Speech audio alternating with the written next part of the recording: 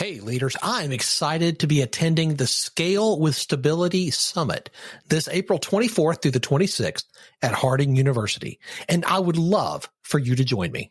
Many of my clients are attending. This event is designed for faith-driven entrepreneurs and business owners looking to scale their businesses without stress or burnout. And right now, you can get an extra 20% off with my exclusive code Catalytic20 at checkout. Visit scalewithstability.com to grab your ticket.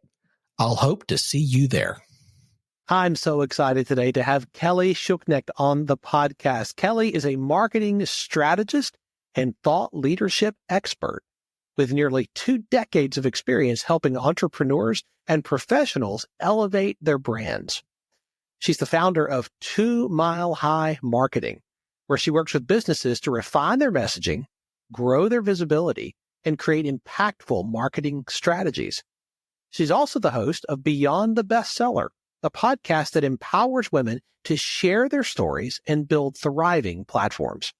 Kelly's passionate about empowering women in leadership, advocating for remote work, and helping others find clarity and confidence in their professional journeys. Kelly, I'm so glad you're here. Thanks for being on the show. Thanks for having me on. That was such a great introduction. I loved it. It's all about you. Well, let's dive in. Welcome to Catalytic Leadership, the podcast designed to help leaders intentionally grow and thrive. Here is your host, author, and leadership and executive coach, Dr. William Attaway.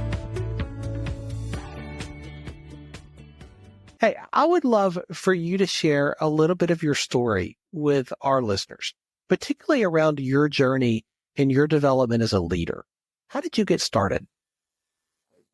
Great question. So you mentioned my company. I founded my company last year, 2 Mile High Marketing. Kind of by accident. That sounds wrong, but I had never seen myself as an entrepreneur, never seen myself as somebody to build a company, right? I always saw myself as a leader.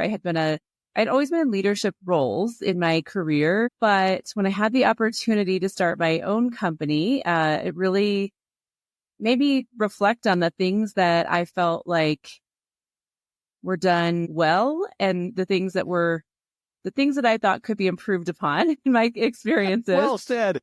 Yeah. So well said. Choosing my words wisely.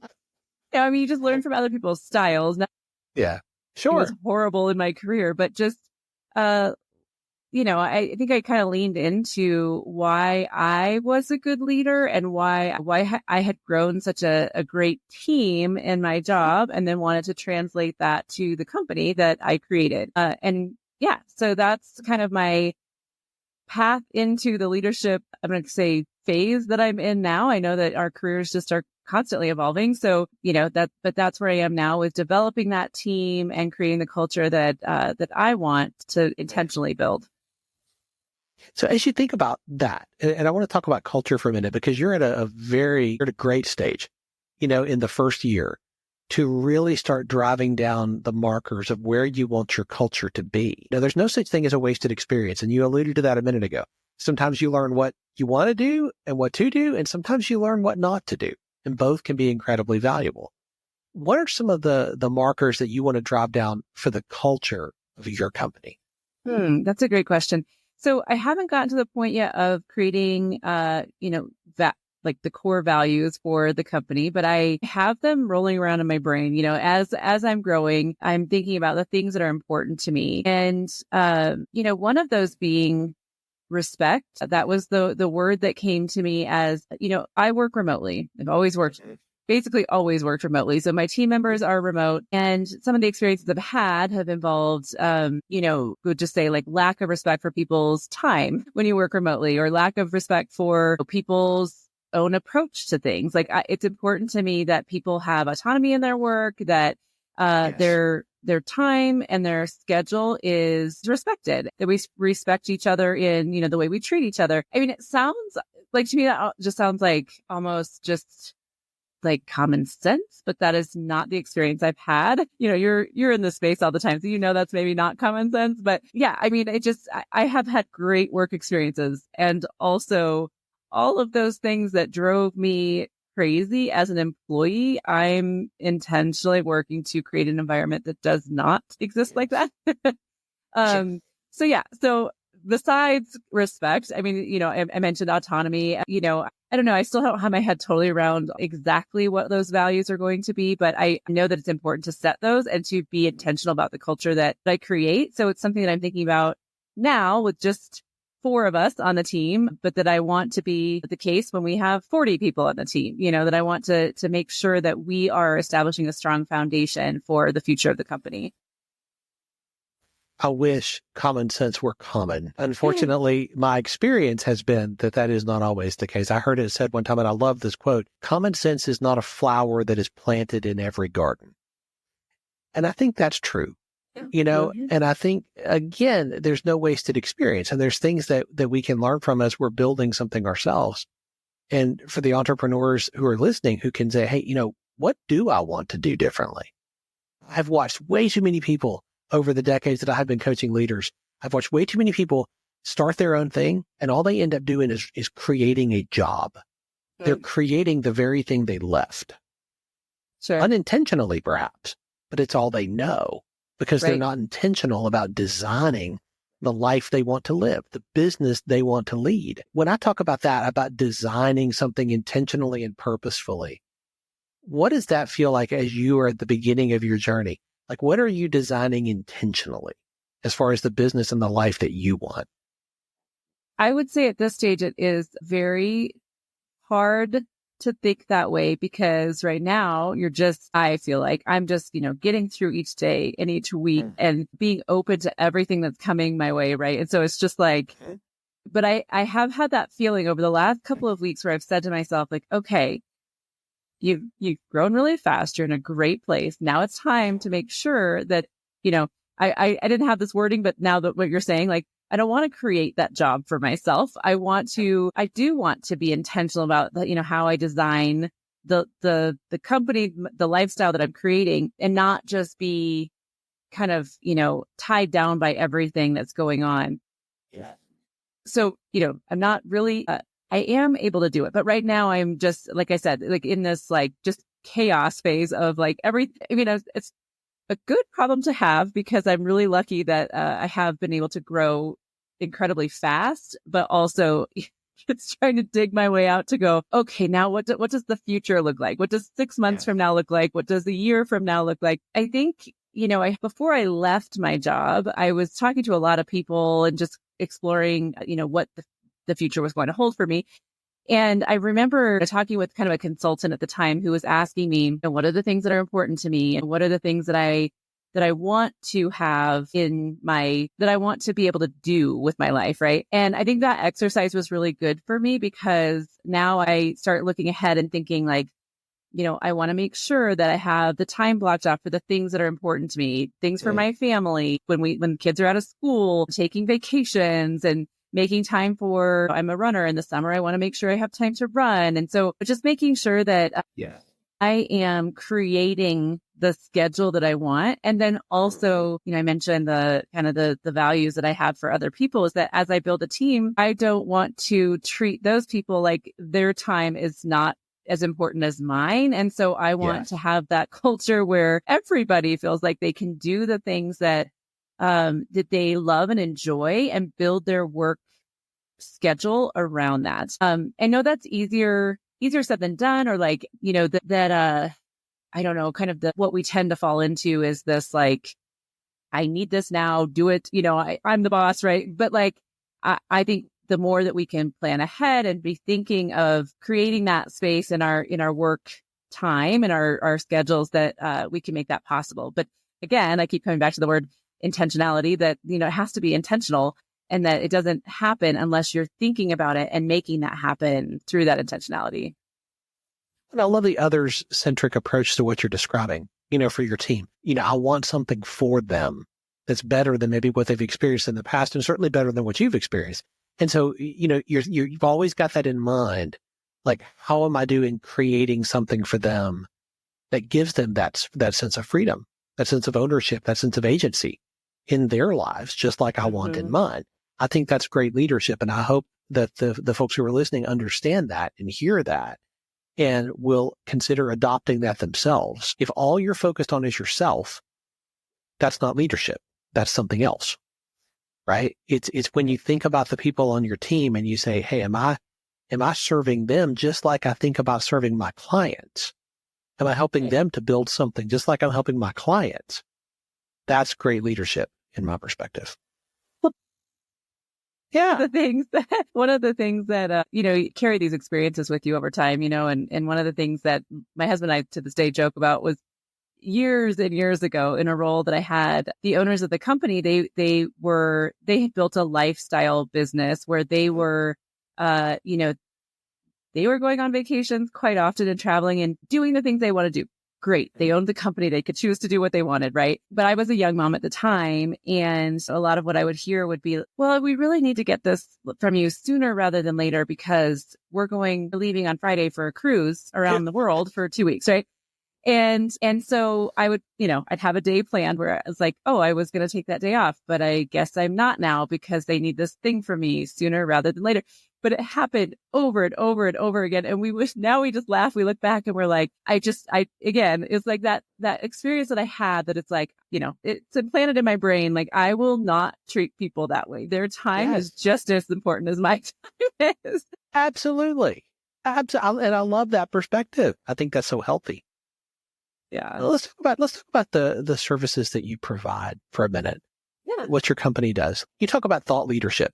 And this is something that you speak about, you coach clients on, you help them to see the value of. Why do you believe thought leadership is so important for entrepreneurs, for professionals, for business owners today? Yeah. Well, I've seen it work. And so I think that's the most concise answer I can give. In my career, I have been kind of the support person for people who have done that type of marketing, going out and speaking, writing a book, building their LinkedIn platform, doing podcast interviews, all of those things. And I really, I talk about intentionality, and then I'm going to say I feel like I accidentally came upon kind of that niche in my world where I had been that person doing that within my company. And then when I went out on my own, I decided, you know what, I'm going to lean into this. This is the thing that I'm somewhat known for among my professional network. I built a team. We did this type of marketing really well. And so I decided, I'm just going to fully lead into this and basically create a service line where we're providing that type of service for CEOs and entrepreneurs. So again, it comes back to, I've seen it work. Now the clients that we have, they're coming to me because they know that it's actually a variety of reasons. It's not, so when I say it works, right? It's like, what does that mean? So some of them know that when they go out and speak, if they can reach their target audience, it's going to turn into leads for their business. Great. Like that's the, simplest A to Z. But some of them want to use those opportunities, their podcast interviews, their speaking events that they're doing to kind of establish their presence online. So it's not just about going out and getting business from the events, but it's people are seeing their activity on LinkedIn and going, gosh, this person really knows what they're talking about. Right. And so it just establishes that expertise in their industry. And then other people just really want to get out there and maybe hone their skills. Like they know they should be speaking. They are a CEO, but they don't have much of a presence. They just want to get out there, network, practice their messaging.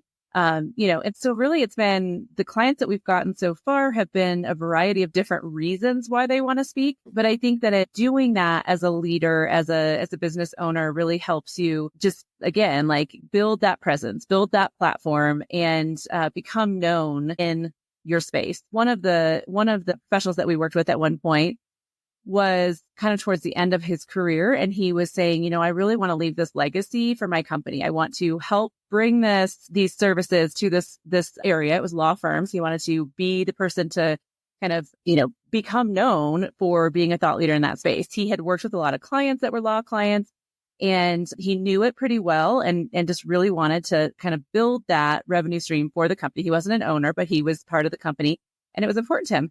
And so we helped him. He was, in his early 60s, had almost no online presence, we helped him write. I mean, he had, LinkedIn presence, but like there wasn't much there, right? So we helped him really develop that. We helped him write a book. We helped him get those speaking engagements and also just some partnerships in the law space. And after about a year and a half, he was going out and he said he'd go to an event and people would go, "Oh, you're the guy with that book." And they would recognize him. They would know who he was. And, it was just like the perfect story of just like, this is exactly why we do what we do. It helped him start bringing in leads for the company and start accomplishing exactly what he had set out to do.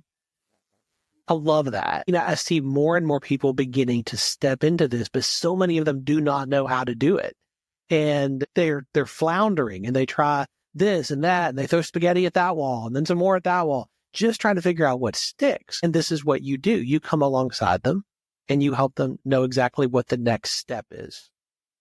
Yeah, exactly. And we, so it just doesn't matter what industry they're in. We look for what are those opportunities to get in front of their target audience. And so that can look different for the industry. For, we have one client who wants to get in front of small groups. We have another client who wants to get in front of big groups, right? So it's a matter of finding the right audience for what you want to do. And then we put it all together. So it's not just getting speaking events, but it's also doing the LinkedIn posting so that anyone, when we're applying for speaking events for them, the LinkedIn post, if somebody looks at their LinkedIn, they can see that established presence. It really helps elevate them as a leader in their field. And then we do the podcast interviews, podcast interviews also, because those are a little bit of an easier lift for most people to get their messaging down. They can hop on a call. It's an hour of their time, maybe once a week or so, but just really helps them build their network. It helps them build some content that they can use online or that we can use for them. And then again, establish their platform. So we kind of use those three pillars and we bring those together to create that platform.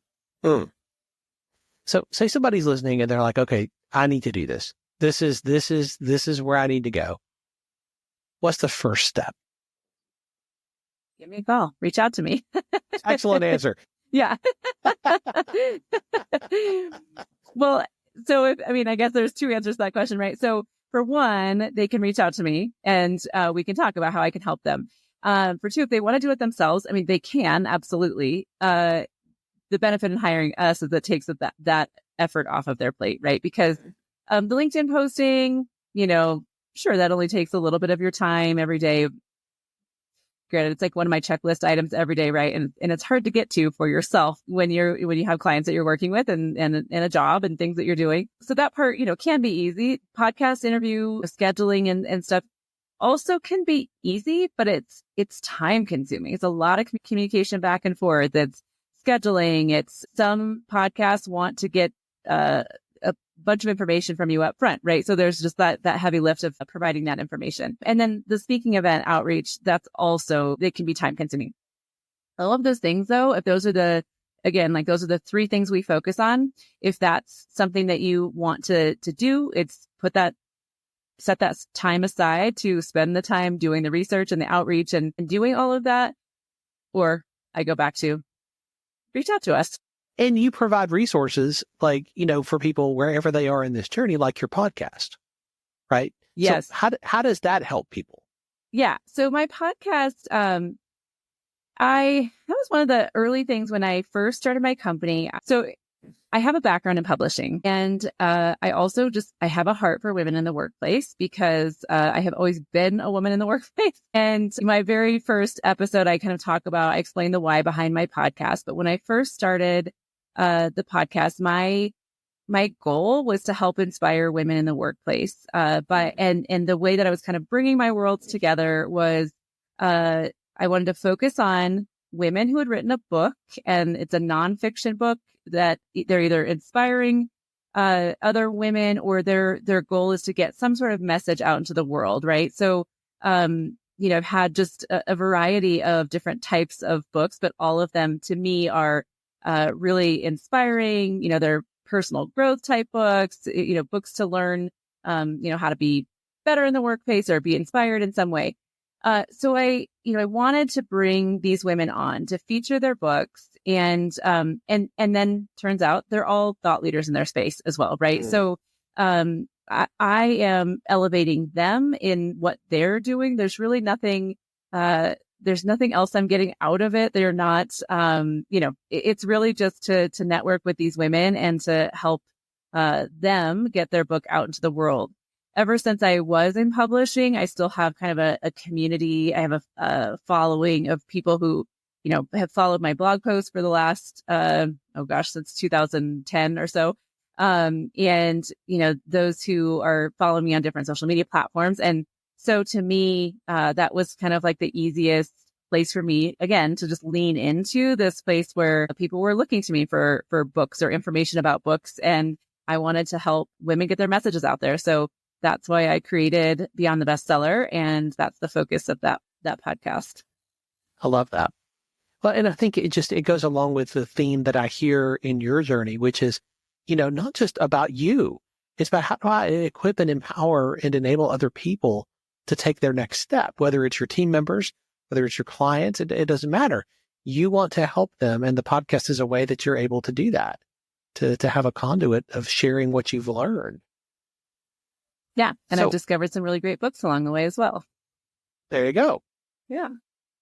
Thinking about like your journey at this point, and the people who are listening are at different stages and different places in their business and their leadership journey. I'm curious, like, how important has networking and building relationships with other people been in your story?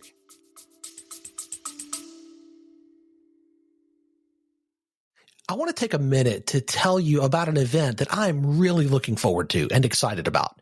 The Scale with Stability Summit, happening April 24th through 26th at Harding University.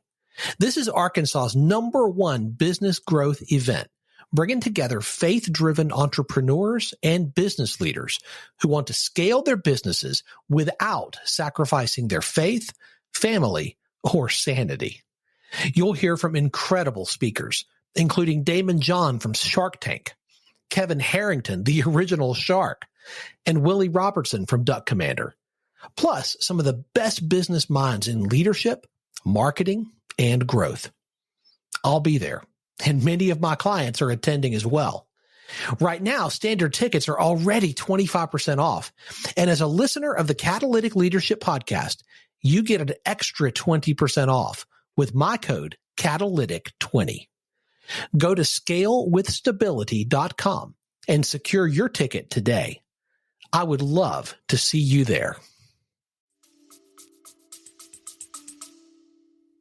So I love this question because it's made all of the difference in the world. So when I left my publishing job by choice in 2017, I realized that I had almost no network at all. I had been with the company for 10 years. I had worked from home that entire time. And the company, I like to call it was like an introverted company.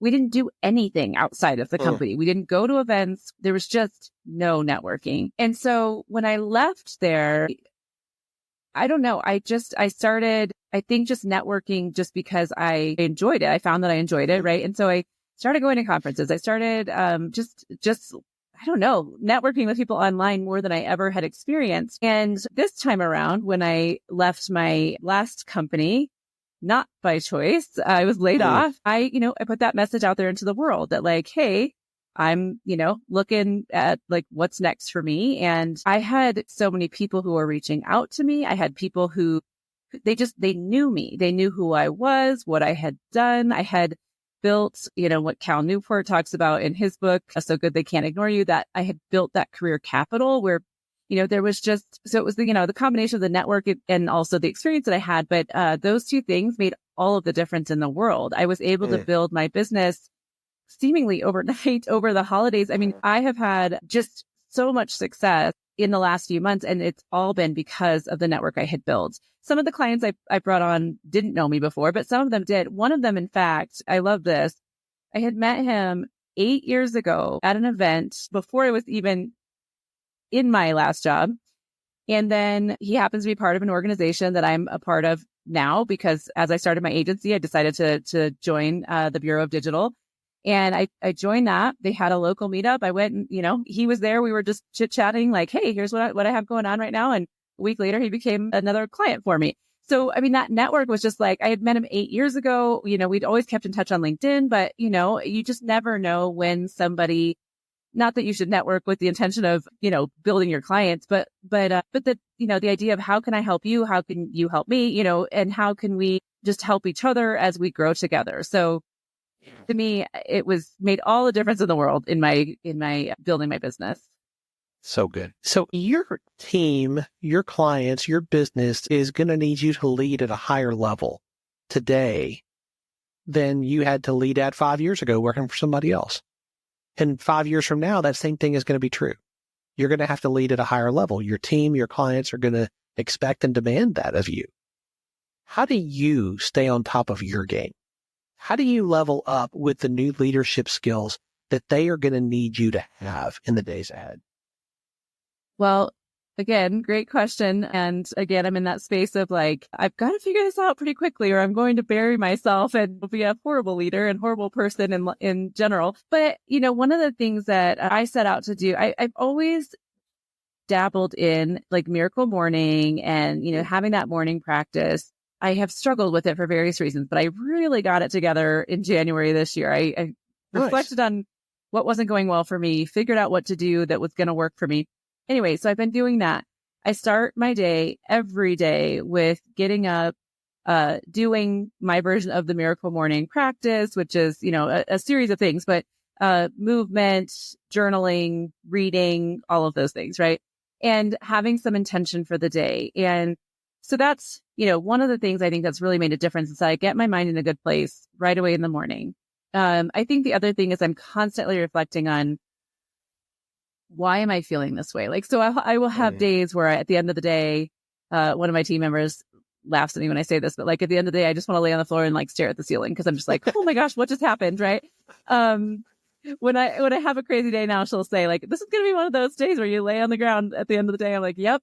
But whenever I get in that space, I go, what just happened? Like, and I look at my day and I look at what do I need to adjust going forward? If I have too many meetings back to back, if I have, just long day or whatever is coming up that is causing me that like feeling of just like something is got to change, then I adjust that going forward. And I'm very rigid with my schedule and making sure that I am just in control of that. So it doesn't take control of me. So I think that's one of the ways that I am making sure that I am showing up as the best version of myself every day. And that's what they're getting from, like I said, doesn't happen every day. There's days where things happen and I realize something got off the rails, but then I make sure that I'm intentional about fixing that going forward.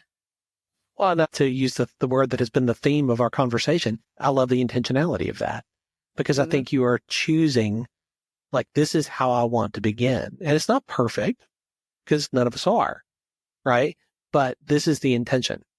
And if you hit it more often than you don't, you get to bear the fruit of it more often than you don't. Yeah, I love that. So you're a continual learner. You're constantly learning. You've referred to several books in our conversation so far. Is there a book that you would recommend to the leaders who are listening? Hey, if you haven't read this, you need to check this out. Well, I have a bunch of them, but to keep it short, I will give you this one. Personality Isn't Permanent by Dr. Benjamin Hardy. Yes. I read that. It's been several years since I read that. But that was a book that for me, I feel like was life-changing because it pushed me. I think it pushed me. I mean, again, this was years ago, long before I even knew I was going to start a company, but I think it probably pushed me in the direction of ending up where I am now in starting the company because it pushed me to do things that I maybe had thought were not my personality or that people had told me that's not like you. And I started, just pushing myself to do things that I was like, I don't necessarily know why I'm doing this. It's not for something, for some result. Like it's one of those things eventually was like doing video content and pushing myself to speak because those were things that did not come easily for me that I really have horrible stage fright, but I was like, I'm going to push myself to do things that even though I think that's not, it's not me to do that. I'm going to try it. Right. And so I did things that I never would have done before. And again, I think it's not like that book told me to start a company, but it just like led me down this path of exploring different things and just knowing that like, I'm going to build this presence online, even though it feels uncomfortable for me. And I'm going to put myself out there, even though, the first few times I do it, I'm like sweating through my shirt and my heart is beating in my throat, and now you can see I'm pretty comfortable now because I've done it a lot. But this was not how I felt the first time I did a podcast interview. So anyway, that's one I would recommend that anyone in leadership or anyone in really any professional environment who wants to get better and in whatever way that is for them, that they should check that book out. So good. This has just been such a fantastic conversation. Kelly, I'm so grateful for your time and for your willingness to share so authentically from your experience so far. I can't wait to see what's next for you and your new company. Me too. Thank you. I know our listeners are going to want to stay connected to you and continue to learn more from you and about what you're doing and how you can help them. What is the best way for them to do that? Yeah. So LinkedIn is probably the best place to connect with me. So it's my name, and you will probably put that in the show notes because it's not the easiest name to spell. And then also you can find the company at 2milehighmarketing.com. And I'll give you just a really quick background of that, where that name came from is that, that Denver is the mile high city. I live in Leadville, Colorado, which is 2 miles high. So that was the inspiration for the company name. Nice. Which, I know I probably have to explain that every time. So I will soon have some information on my website to explain that. But anyways. False. So 2milehighmarketing.com and also kellyschuknecht.com for my personal blog and kind of all the book stuff. Brilliant. We will have all those links in the show notes. Great. Kelly, thank you again. Thank you. Thanks so much for having me on. Thanks for joining me for this episode today. As we wrap up, I'd love for you to do 2 things. First, subscribe to this podcast so you don't miss an episode. And if you find value here, I'd love it if you would rate it and review it. That really does make a difference in helping other people to discover this podcast. Second, if you don't have a copy of my newest book, Catalytic Leadership, I'd love to put a copy in your hands. If you go to catalyticleadershipbook.com, you can get a copy for free. Just pay the shipping so I can get it to you, and we'll get one right out. My goal is to put this into the hands of as many leaders as possible. This book captures principles that I've learned in 20 plus years of coaching leaders in the entrepreneurial space, in business, government, nonprofits, education, and the local church. You can also connect with me on LinkedIn to keep up with what I'm currently learning and thinking about. And if you're ready to take a next step with a coach to help you intentionally grow and thrive as a leader, I'd be honored to help you. Just go to catalyticleadership.net to book a call with me. Stay tuned for our next episode next week. Until then, as always, leaders, choose to be catalytic. Thanks for listening to Catalytic Leadership with Dr. William Attaway. Be sure to subscribe wherever you listen to podcasts so you don't miss the next episode. Want more? Go to catalyticleadership.net. If today's episode resonated with you, you need to be at the Scale with Stability Summit this April. I'll be there, along with many of my clients. This event is packed with real strategies to help you scale without losing what matters most. Standard tickets are already 25% off, and you can take an extra 20% off with code Catalytic20 at checkout. Go to scalewithstability.com now to lock in your spot. I'd love to see you there.